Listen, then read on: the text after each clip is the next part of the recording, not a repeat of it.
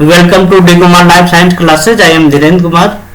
आज हम लोग बात में बहुत इंपॉर्टेंट टॉपिक है हेक्सोज मोनोफॉस्फेट शंट, या इसी का हम लोग क्या अल्टरनेटिव नेम क्या होता है, पेंटोज फॉस्फेट पाथवे, या इसी को फास्फो ग्लूकोनेट पाथवे। ये डिफरेंट के पाथवे का नाम है। ये 3 पाथवे के नाम से ये जाना जाता है।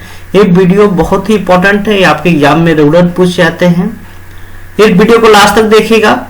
चैनल को सब्सक्राइब ना किए हो तो सब्सक्राइब करेंगे, जिससे हमारा कॉन्टेक्ट नंबर आपको मिल जाएगा, और कोई भी डाउट हो तो आप हमको डायरेक्टली फोन भी कर सकते हैं। तो स्टार्ट करते हैं 1 बाय 1। पहले हम लोग बात करते हैं कि पेंटोज फॉस्फेट पाथवे रियल में होता क्या है। यदि हम लोग इसको फाइंड आउट करें तो hexose monophosphate is also known as HMP shunt and it is also known as pentose phosphate pathway phosphogluconate pathway. इसका मीनिंग क्या हो रहा है कि हेक्सोज मोनोफॉस्फेट का अल्टरनेट नेम क्या होते हैं, इसी शॉर्ट में हम लोग क्या होते हैं HMP शंट भी बोलता है। ये भी बहुत बार पूछा गया आप लोग को। और इसी को हम लोग क्या होते हैं पेंटोज फॉस्फेट पाथवे या फास्फोग्लूकोनेट पाथवे बोला जाता है। This is the alternative pathway to glycolysis and TCA cycle for the oxidation of glucose.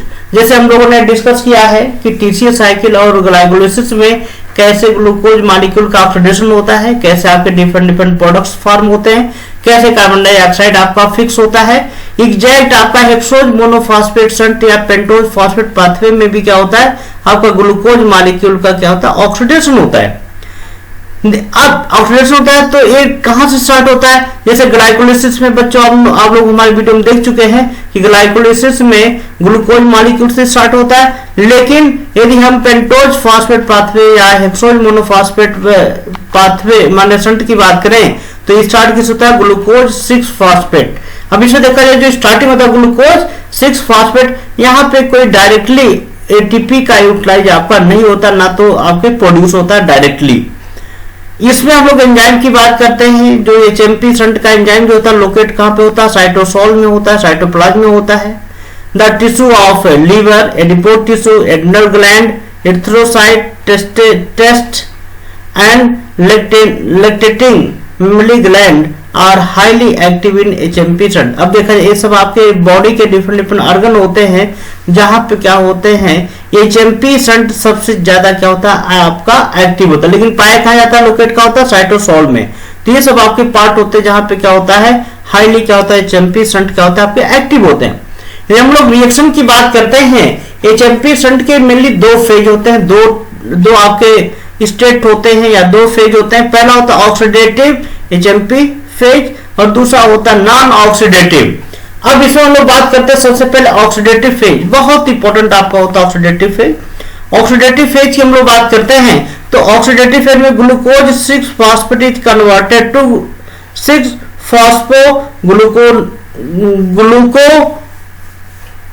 फॉस्फोग्लूकोनोलेक्टोन and NADP and is reduced to the NADPH।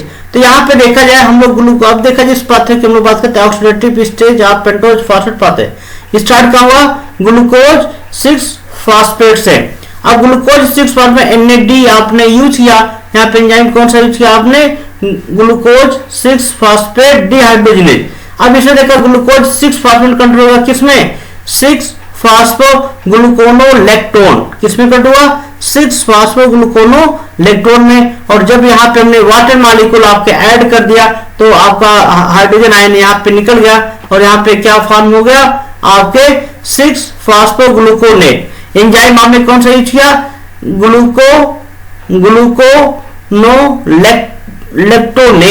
ग्लूकोनोलेक्टोनेज ये आपने एंजाइम यूज किया और ये क्या फॉर्म हो गया, ग्लूकोज क्या आपके यहाँ पे फॉर्म हो गए आपके 6 फॉस्फोग्लूकोनेट।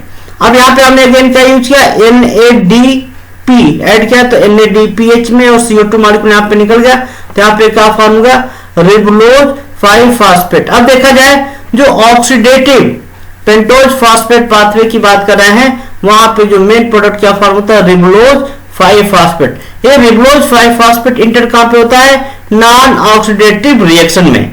अब इसमें यदि हम लोग हर एक स्टेप को यानी यहाँ पे डिस्कस कर लें तो देखा जाए ऑक्सीडेटिव जो रिएक्शन होता है उसमें स्टार्ट कहां हुआ, ग्लूकोज 6 फॉस्फेट से। यहां से क्या बना 6 फास्फोग्लूकोनोलेक्टोन, यहां से आपके जब ये कन्वर्जन होगा तो 6 फास्फोग्लूकोनेट और लास्ट में क्या बन गया आपका रिबुलोज 5 फास्फेट। अब देखा जाए रिबुलोज 5 फास्फेट क्या हुआ यहाँ पे फॉर्म किसे ग्लूकोज, तो यहाँ पे कौन सा फेज हुआ ऑक्सीडेटिव फेज। तो ऑक्सीडेटिव फेज में आपकी क्या होता है आपकी कन्वर्जन होते हैं, बहुत इंपॉर्टेंट चीज आपका होता है। तो ग्लूकोज 6 फास्फेट कन्वर्ट होगा किसमें 6 फास्फोग्लूकोनोलेक्टोन and NADP is reduced to NADPH and H+। यहाँ पे एंजाइम हमने यूज किया क्या ग्लूकोज 6 फास्फेट डिहाइड्रोजिनेज, ये बहुत इंपॉर्टेंट आपका स्टेप होता है। सेकंड आपने बताया कि जिस सर यहाँ पे 6 फास्फोग्लूकोनोलेक्टोन हाइड्रोलाइज हो जाता है, कन्वर्ट हो जाता है किसमें 6 फास्फोग्लूकोनेट में।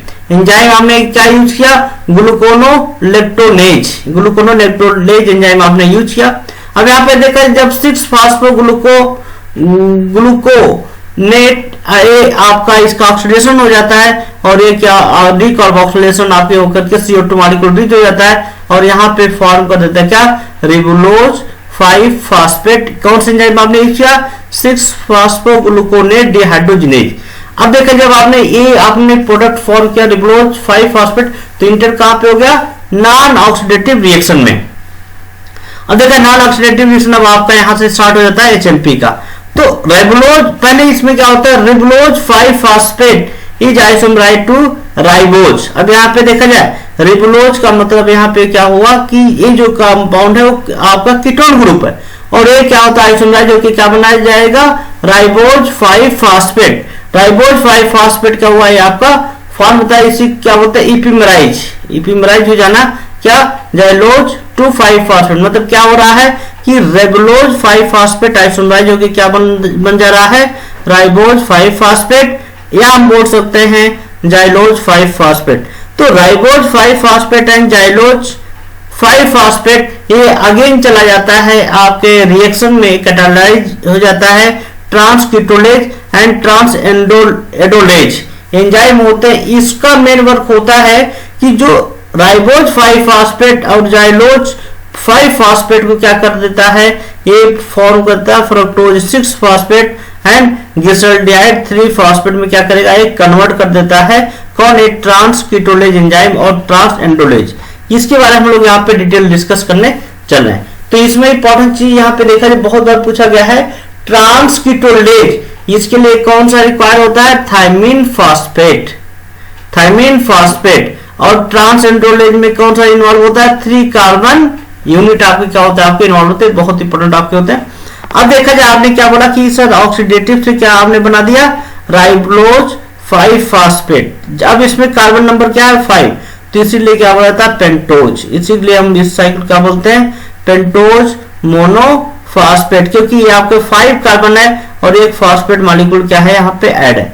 अब देखा जाए आपका राइबोज 5 फास्फेट क्या हुआ इसके अंदर आइसोमेराइजेशन हो गया और कन्वर्ट हो जाता है किसमें राइबोज 5 फास्फेट में और यहाँ पे जाइलोज 5 फास्फेट में क्या जाएगा कन्वर्ट हो जाता है।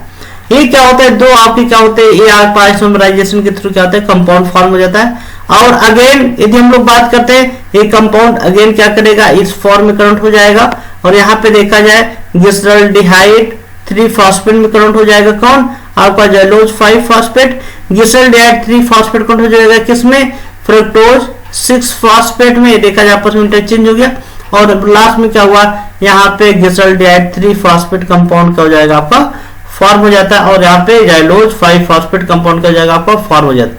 ठीक, तो ये बहुत इंपॉर्टेंट देखा ये साइकिल करने बात किया कि रिबुलोज 5 फास्फेट जब आइसोमराइज होगा किसमें जाइलोज 5 फास्फेट और जाइलोज 5 फास्फेट कन्वर्ट हो गया किसमें ग्लिसरॉल्डिहाइड 3 फास्फेट में और ग्लिसरॉल्डिहाइड 3 फास्फेट में कन्वर्ट हो जाता है किसमें आपका fructose 6 phosphate and again they are also convert to किसमें कन्वर्ट हो जाएगा ये आपका कन्वर्ट हो जाता है किसमें ग्लिसरॉल्डिहाइड 3 फास्फेट। तो ये देखा ये बहुत इंपॉर्टेंट साइकिल होता है। एग्जैक्ट हम लोग यहाँ पे बात करें रिबुलोज 5 फास्फेट की हम लोग बात करें यहाँ पे तो रिबुलोज 5 फास्फेट एक कन्वर्ट हो जाता है किसमें ये हो जाता है सीडो हेप्टुलोज 7 फास्फेट और एक कन्वर्ट हो जाएगा किसमें आपका इर्थरोज 4 फास्फेट।